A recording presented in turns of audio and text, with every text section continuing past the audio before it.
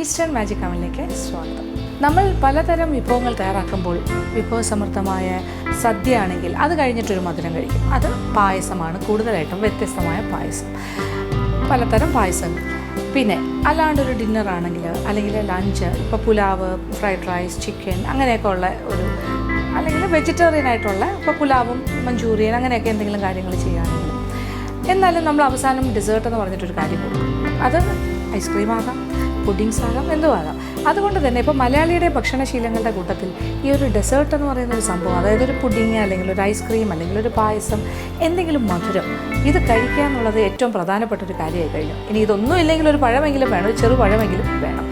അപ്പോൾ അതാണ് ഒരു ശീലം. അപ്പോൾ അതുകൊണ്ട് തന്നെ നമ്മൾക്ക് വ്യത്യസ്തമായ പലതരം പുഡിങ്ങുകൾ അല്ലെങ്കിൽ പലതരം ഐസ്ക്രീംസ്, പലതരം ഡെസേർട്ട് ഐറ്റംസ്, പേസ്ട്രീസ് ഒക്കെ നമുക്ക് തയ്യാറാക്കേണ്ടി വരുന്നു. കാര്യം വീട്ടിൽ പലപ്പോഴും പല രീതിയിൽ നമുക്ക് അതിഥികളെ സൽക്കരിക്കേണ്ടി വരാറുണ്ട്. അപ്പോൾ ഒരു പക്ഷേ ലഞ്ചാകാം അല്ലെങ്കിൽ ഡിന്നറാകാം. അതുകൊണ്ട് തന്നെ മലയാളികളായ വീട്ടമ്മമാർക്ക് ഏറ്റവും ഇഷ്ടപ്പെട്ടൊരു കാര്യമാണ് ഡെസേർട്ട് മേക്കിംഗ് എന്ന് ഞാൻ മനസ്സിലാക്കുന്നു. പലതരം പുഡിങ്സ് പരീക്ഷിക്കാൻ ഇഷ്ടമാണ്.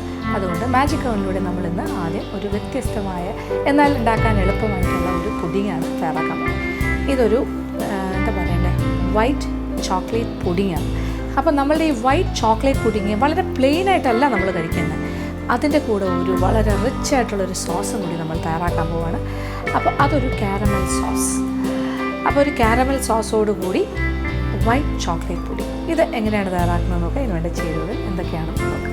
പശുവിൻ പാൽ 1/2 ലിറ്റർ, കോൺഫ്ലവർ 4 ടേബിൾ സ്പൂൺ, പഞ്ചസാര 1/2 cup, fresh cream 1/4 cup, white chocolate great ചെയ്തത് 1 കപ്പ്, വാനില എസൻസ് 1 ടീസ്പൂൺ. ഇനി ബട്ടർ സ്കോച്ച് സോസിന് വേണ്ട ചേരുവകൾ: പഞ്ചസാര 1/2 കപ്പ്, വെണ്ണ 2 ടേബിൾ സ്പൂൺ, വെള്ളം 1/4 കപ്പ്, ഫ്രഷ് ക്രീം 1/4 കപ്പ്. അപ്പോൾ നമ്മളുടെ വൈറ്റ് ചോക്ലേറ്റ് പുഡിങ് ആദ്യം തയ്യാറാക്കാം. അത് കഴിഞ്ഞിട്ട് നമുക്ക് സോസ് തയ്യാറാക്കാം. അപ്പോൾ സോസ് കാരമൽ സോസ് എന്ന് പറയാം, അല്ലെങ്കിൽ ബട്ടർ സ്കോച്ച് സോസ് എന്ന് പറയാം. രണ്ടും ഏതാണ്ട് സിമിലർ തന്നെയാണ്. ഏകദേശം പഞ്ചസാര കഴിച്ചിട്ട് അല്ലെങ്കിൽ ബ്രൗൺ ആക്കിയിട്ട് ചെയ്യുന്ന സോസ്. ഇനി നമ്മൾ അടുപ്പ് കത്തിക്കുന്നു. ഇതിലേക്ക് 2-3 കാര്യങ്ങൾ. ഇത് 1/2 ലിറ്റർ പാൽ, അതിൽ നിന്നും ഏകദേശം 1/4 ഭാഗം ഇതിലേക്ക് ഒഴിക്കാം. എന്നിട്ട് കുറച്ച് ഒരു 1/4 ഭാഗം മാറ്റി വയ്ക്കാം, കാര്യം കോൺഫ്ലവർ കലക്കാനായിട്ട്. അതിനോടൊപ്പം fresh cream 1/4 cup fresh cream,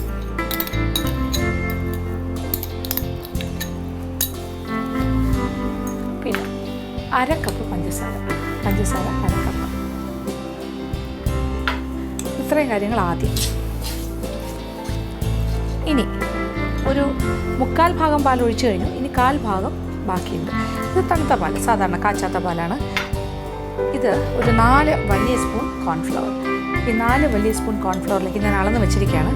അതിലേക്ക് ഈ പാല്,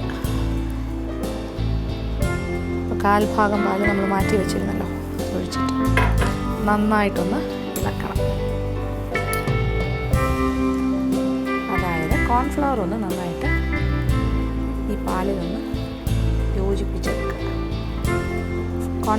കോൺഫ്ലവർ കലക്കിയ പാലാണ്. എന്നിട്ട് ഇതും ഇതിനകത്തേക്ക് തന്നെ ചേർക്കണം.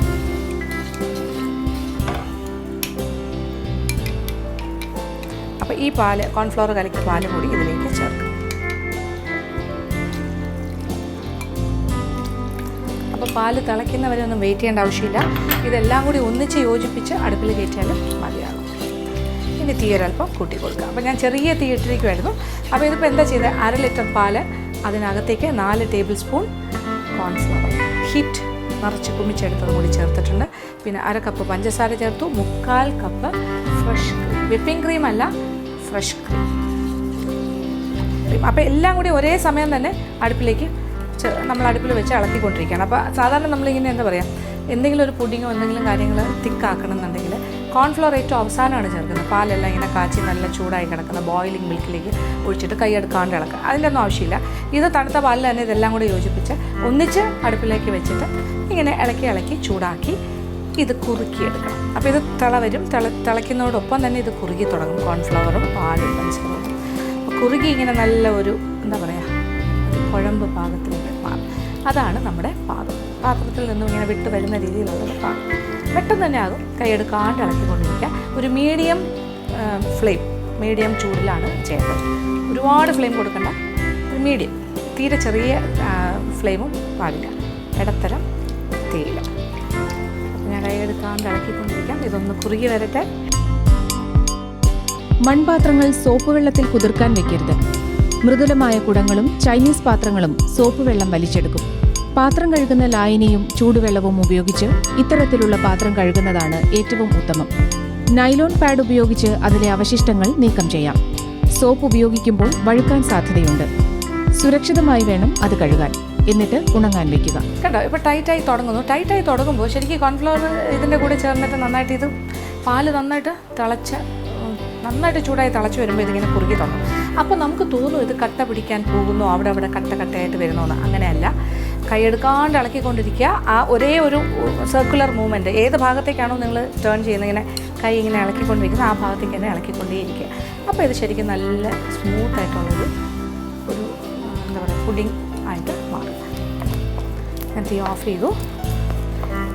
ഇനി ഈ ചൂടോടുകൂടി തന്നെ ഇത് 2 കാര്യങ്ങൾ. ഒന്ന് പ്രധാനമായിട്ട് നമ്മുടെ വൈറ്റ് ചോക്ലേറ്റ് പുഡിംഗ് ആണ്. 1 cup cooking white chocolate great ചെയ്ത് വെച്ചിട്ടുണ്ട്. അത് ചേർക്കുക. ഈ ചൂടിലേക്ക് ഇട്ട് കഴിയുമ്പോൾ എന്താ പറ്റാൻ പോകുന്നത്, പെട്ടെന്ന് തന്നെ അലിഞ്ഞ് കിട്ടും. ഇതിൻ്റെ കൂടെ നന്നായിട്ട് ഇളക്കി. അപ്പോൾ തീ ഓഫ് ചെയ്ത് കഴിഞ്ഞു. തീ അടുപ്പിൽ വെച്ചിട്ടല്ല ചെയ്യുന്നത്. അതേ നോക്കൂ, ഇത് ഫ്ലെയിമൊന്നുമില്ല. ഇളക്കി കൊടുക്കുക. നന്നായിട്ട് ആ ഒരു സർക്കുലർ മൂവ്മെൻറ്റ് വീണ്ടും കൊടുക്കുക. നമ്മുടെ വൈറ്റ് ചോക്ലേറ്റ് പുഡിങ്ങിൻ്റെ കൂടെ നന്നായിട്ട് യോജിച്ച്. ഇനി ഒരു കാര്യം മാത്രം, അതായത് vanilla essence, 1 teaspoon vanilla essence അതും കൂടി ചേർത്ത് വീണ്ടും ഒന്ന് ഇളക്കുക.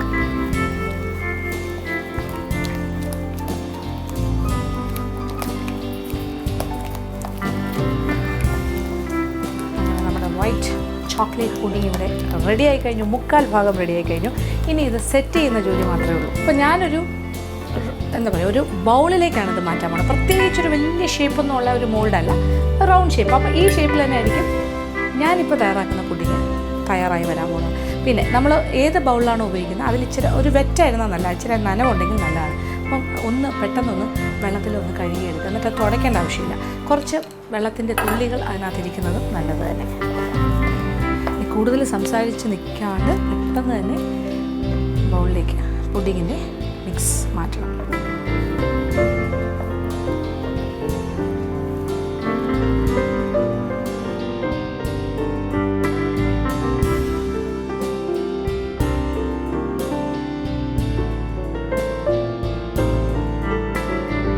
പുഡിങ് മോൾഡിലേക്ക് മാറ്റിക്കഴിഞ്ഞു. പ്രത്യേകിച്ച് ഒന്നും ചെയ്യാനില്ല. ഇനി ഇത് സെറ്റാകണം. ഇത് പുറത്തിരുന്നാലും സെറ്റാകും, ഫ്രിഡ്ജിൻ്റെ താഴത്തെ തട്ടിലിരുന്നാലും സെറ്റാകും. എവിടെ ഇരുന്നാലും ഇത് ഉറയ്ക്കും. സെറ്റാകുക എന്ന് വെച്ചാൽ ഉറയ്ക്കുക. പിന്നെ ഇത് പുഡിങ്ങാണ്, നമ്മൾ തണുപ്പിച്ച്, ഹോട്ട് പുഡിങ് അല്ല, തണുപ്പിച്ച് കഴിക്കേണ്ട പുഡിങ്ങാണ്. അതുകൊണ്ട് തന്നെ ഇതെന്താ ചെയ്യേണ്ടത്, ഒരല്പം ഒന്ന് തണുത്ത് കഴിഞ്ഞിട്ട് ഫ്രിഡ്ജിൻ്റെ താഴത്തെ തട്ടിലേക്ക് വെക്കുക, ഒരു 2 മണിക്കൂർ സമയം. അപ്പോൾ കറക്റ്റായിട്ട് തണുത്ത് നല്ല സെറ്റായിരിക്കും. അത് കഴിഞ്ഞാൽ എളുപ്പത്തിൽ നമുക്ക് ഡീമോൾഡ് ചെയ്യാൻ പറ്റും. ഡീമോൾഡിംഗ് എന്ന് വെച്ചാൽ ഈ പാത്രത്തിൽ നിന്ന് മറ്റൊരു പാത്രത്തിലേക്ക് തട്ടി മാറ്റാൻ സാധിക്കും. അപ്പോൾ എന്തായാലും ഇത് ഞാൻ തണുക്കാനായിട്ട് മാറ്റി വെക്കാൻ പോവാണ് ഫ്രിഡ്ജിൻ്റെ താഴത്തെ തട്ടിൽ. തണുത്ത് വരട്ടെ, അത് കഴിഞ്ഞ് ഡീമോൾഡ് ചെയ്യാം. അതിന് മുന്നേ ഡീമോൾഡ് ചെയ്യുന്ന ആ ഒരു സമയം, അതായത് ഇത് തണുക്കുന്ന സമയം കൊണ്ട് നമ്മൾക്ക് രണ്ടാമത്തെ കാര്യം ചെയ്യാം. എന്താണ് ഇതിന് വേണ്ട സോസ്, കാരമൽ സോസ് അല്ലെങ്കിൽ ബട്ടർ സ്കോച്ച് സോസ് എന്ന് തന്നെ വിളിക്കും. അത് തയ്യാറാക്കും. അപ്പോൾ ഇതെന്തായാലും ഫ്രിഡ്ജിലേക്ക് മാറ്റുന്നു. ഗ്ലാസ് മെഴുകുതിരി സ്റ്റാൻഡ് വൃത്തിയാക്കാൻ മെഴുകുതിരി സ്റ്റാൻഡിൽ നിന്ന് സാവധാനം ഇളക്കി മാറ്റുക. എന്നിട്ട് സ്പിരിറ്റ് മുക്കിയ ടവൽ ഉപയോഗിച്ച് സ്റ്റാൻഡിൽ ബാക്കി വന്ന മെഴുകിന്റെ അംശം മാറ്റുക. ശേഷം ചൂടുവെള്ളവും പാത്രം കഴുകുന്ന ലായനിയും ഉപയോഗിച്ച് കഴുകി വൃത്തിയാക്കുക. വൈറ്റ് ചോക്ലേറ്റ് പുഡിംഗ് സെറ്റ് ആകാനായിട്ട് ഞാൻ ഫ്രിഡ്ജിലേക്ക് മാറ്റി കഴിഞ്ഞു.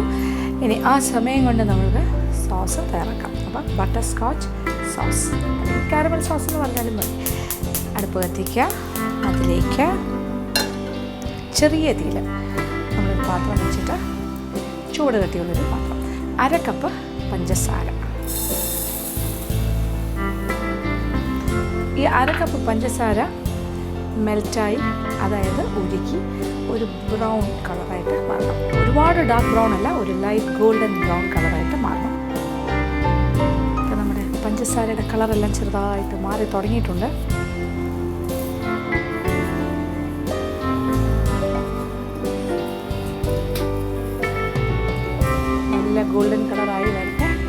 നന്നായിട്ട്, അതായത് കംപ്ലീറ്റ് അലിയണം. അലിഞ്ഞ് കഴിഞ്ഞിട്ട് മതി ബാക്കി കാര്യം.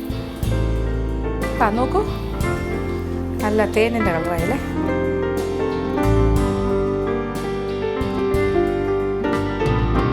പഞ്ചസാര നന്നായിട്ട് ഉരുകി ഒരു ഗോൾഡൻ ബ്രൗൺ കളറായിക്കൊണ്ടിരിക്കുന്നു. ഇപ്പോൾ ശരിക്കും ഒരു തേനിൻ്റെ നിറമായി വരുന്നു. ഇനി എന്താ ചെയ്യണേ? ഇനി ഇതിലേക്ക്, അപ്പോൾ കളറിങ്ങനെ മാറിയിരിക്കുകയാണ്. ഇനി ഇതിലേക്ക് നമ്മൾ വെണ്ണ 2 ടേബിൾ സ്പൂൺ. തീ നല്ലോണം കുറയ്ക്കുക.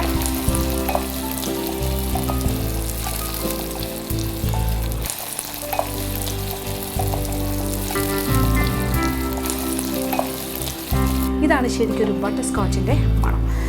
അപ്പോൾ ഇത്രയും നേരം ക്യാരമലിൻ്റെ മണം മാത്രമാണ്. ഇപ്പോൾ പഞ്ചസാര കരിക്കുന്ന സമയത്ത് അല്ലെങ്കിൽ ബ്രൗൺ ആക്കുന്ന സമയത്ത് അതൊരു ക്യാരമൽ മാത്രമാണ്. നമ്മളിപ്പോൾ ബട്ടർ ചേർത്ത് കഴിഞ്ഞപ്പോൾ അത് ബട്ടർ സ്കോച്ച് ആയി കഴിഞ്ഞു. ഇനി ഇതിലേക്ക് ഈ ചൂടുവെള്ളം ഇനി നമ്മൾ ചെറിയ തീയിലാക്കിയിട്ടുണ്ട്.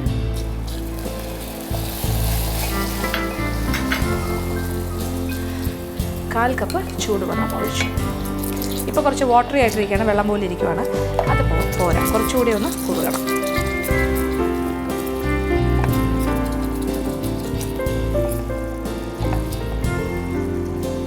സോസ് തിക്കായി തുടങ്ങി. ഇനി തീ ഓഫ് ചെയ്യാം. തീ ഓഫ് ചെയ്ത് കഴിഞ്ഞിട്ട് 2-3 മിനിറ്റ് സമയം കൊടുക്കാം. ഇനി തീ ഓഫ് ചെയ്തു. ഇതെന്താണ് നോക്കൂ, ഇത് ബട്ടർ സ്കോച്ചിൻ്റെ സിറപ്പ്. ഇനി ഇതിലേക്ക് ഞാൻ തീ ഓഫ് ചെയ്തു. അതിൻ്റെ പതയൊക്കെ ഒന്ന് അടങ്ങിക്കഴിഞ്ഞു. ഇനി ഇതിലേക്ക് ഫ്രഷ് ക്രീം. ഇത് ഏതാണ്ട് 3/4 കപ്പോളം എടുത്ത് വെച്ചിട്ടുണ്ട്. ആവശ്യാനുസരണം ചേർക്കും.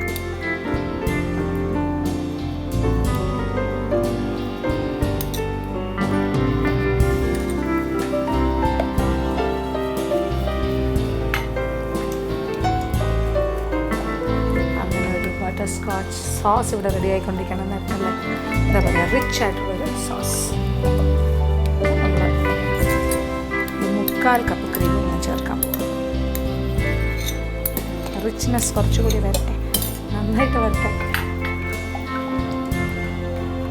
കണ്ടല്ലോ, നല്ല സ്മൂത്ത് ആയിട്ടുള്ള ഒരു ഗോൾഡൻ ബ്രൗൺ കളറിലെ ബട്ടർ സ്കോച്ച് സോസ്. ഇനി വേറെ ഒന്നും ചെയ്യാനില്ല. ഇനി നമ്മൾ പുഡിങ് സെറ്റായോ നോക്കണം. സെറ്റായി കഴിഞ്ഞിട്ട് അത് ഡീമോൾഡ് ചെയ്യണം. ആ പുഡിങ് ഈ സോസിൻ്റെ കൂടെയാണ് കഴിക്കേണ്ടത്. ഈ സോസും കൂടി ഒരല്പം നേരം തണുക്കാനായിട്ട് ഫ്രിഡ്ജിനകത്തേക്ക് വയ്ക്കും. 2 മണിക്കൂർ സമയം കഴിഞ്ഞ് ഏകദേശം, അതായത് പുഡിങ് നന്നായിട്ട് സെറ്റായി തണുത്തിരിക്കുകയാണ്. ഇതാണ് നമ്മളുടെ വൈറ്റ് ചോക്ലേറ്റ് പുഡിങ്. ഇനി ഇത് ഒന്ന് ഡീമോൾഡ് ചെയ്യണം. അപ്പോൾ ഒരു പ്ലേറ്റിലേക്കോ അല്ലെങ്കിൽ വേറെ ഏത് സെർവിങ് പാത്രമാണോ അതിലേക്ക് ഇങ്ങനെ വെച്ചിട്ട്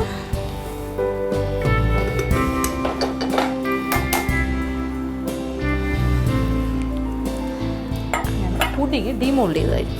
അപ്പോൾ ഇതാണ് അതിൻ്റെ ഷേപ്പ്. ഇപ്പോൾ ഞാനൊരു ബൗളിലല്ലേ വെച്ചത്, അതുകൊണ്ട് റൗണ്ട് ഷേപ്പിലാണ് കിട്ടിയിരിക്കുന്നത്. ആ ഒരു ബൗളിൻ്റെ ആ ഒരു ഷേപ്പ്. ഇനി ഇതിൻ്റെ കൂടെ ഇതിനെ പീസസ് ആയിട്ട് കട്ട് ചെയ്തിട്ട് ഇഷ്ടമുള്ള ആകൃതിയിൽ കട്ട് ചെയ്ത് അതിനോടൊപ്പം സോസ് കൂട്ടിയാണ് കഴിക്കുന്നത്. Butter scotch sauce. നമ്മൾക്കിപ്പോൾ സോസ് ഇതിന് ചുറ്റും ഒഴിച്ച് അലങ്കരിക്കും.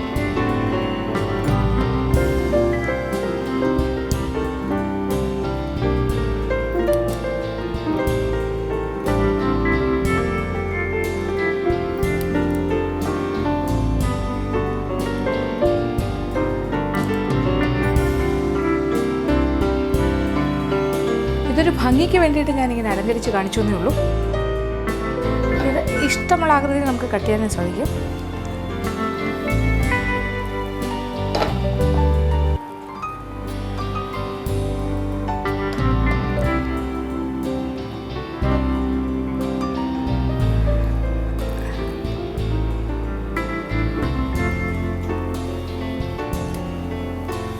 എന്തായാലും പരീക്ഷിക്കുക. പ്രത്യേകം ശ്രദ്ധിക്കേണ്ടത് ബട്ടർ സ്കോച്ച് സോസ് ഉണ്ടാക്കുമ്പോൾ പഞ്ചസാരയുടെ അത് മൂക്കുന്നത് കറക്റ്റ് പാകമായിരിക്കണം. അല്ലെങ്കിൽ ഒരല്പം മാറിപ്പോയാൽ ചെറിയ കയ്പ്പ് വരും. അത് മാത്രം ശ്രദ്ധിക്കുക. എന്നിട്ട് നന്നായിട്ട് ചെയ്യുക. അപ്പോൾ പരീക്ഷിക്കുക. എല്ലാവർക്കും ഇഷ്ടം.